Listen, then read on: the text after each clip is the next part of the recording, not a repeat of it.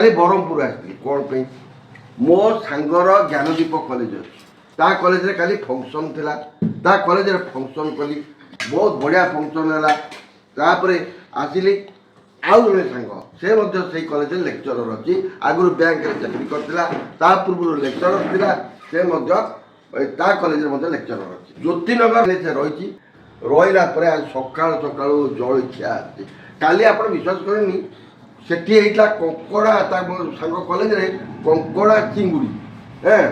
ତା ଛଡ଼ା ରାତିରେ ଏଠି ଅସୀମ ସାଙ୍ଗ ଘରେ ହେଲା ଚିକେନ୍ ଖାଇସାରିଲା ପରେ କଙ୍କଡ଼ା କୁକୁଡ଼ା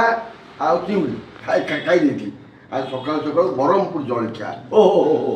ବହୁତ ବଢ଼ିଆ ଜଳଖିଆ ଏକଦମ ଆପଣ ମିକ୍ସଚର ଜଳଖିଆ ଖାଇବେ କେତେବେଳେ ବଢ଼ିଆ ଲାଗିବ ଏକଦମ ତା ଦେହରେ ମୁଁ ଇଡଲି ପୁରୀ ଉପମା ସବୁ ମିଶାଇ ବରା ଘୁଗୁନି ସମ୍ବର ଚଟଣି ସତରେ ଇଏ ଉପମାର ଟେଷ୍ଟ ବହୁତ ବଢ଼ିଆ ଇଏ ହେଲା ମୋ ସାଙ୍ଗ ଦେଖନ୍ତୁ ଆପଣମାନେ ଅସୀମ ଇଏ ହେଉଛନ୍ତି ତାଙ୍କ ସ୍ତ୍ରୀ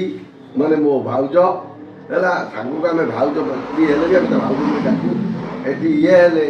ମୋର ଧର୍ମପତ୍ନୀ ଆପଣମାନଙ୍କର ଜେଜେମା ଆଉ ଇଏ ହେଲି ଅରବିନ୍ଦ ଜେଜେ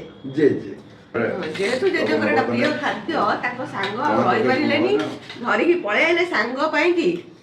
ତାଙ୍କ ପ୍ରିୟ ଖାଦ୍ୟ ଖାଇବା ପାଇଁ ଏଇଟା ଆଜି ଅରବିନ୍ଦ ଭଲ ଲାଗୁଥିବ କାହିଁ ରାଗ କମ ହେଇଛି ଏଇଟା ମୋର ବେଶୀ ପ୍ରିୟ ରାଗ କମ ହେଇଛି ଆଜି ବଢ଼ିଆ ଲାଗୁଥିବ ବଢ଼ିଆ ବଢ଼ିଆ ସତରେ ମୁଁ କହୁଛି ଖାଇବା ଆପଣ କେତେବେଳେ ଯଦି ବ୍ରହ୍ମପୁର ଆସିବେ ଖାଇବେ ମୋତେ ନିଶ୍ଚୟ ଆପଣମାନେ କହିବେ ଓ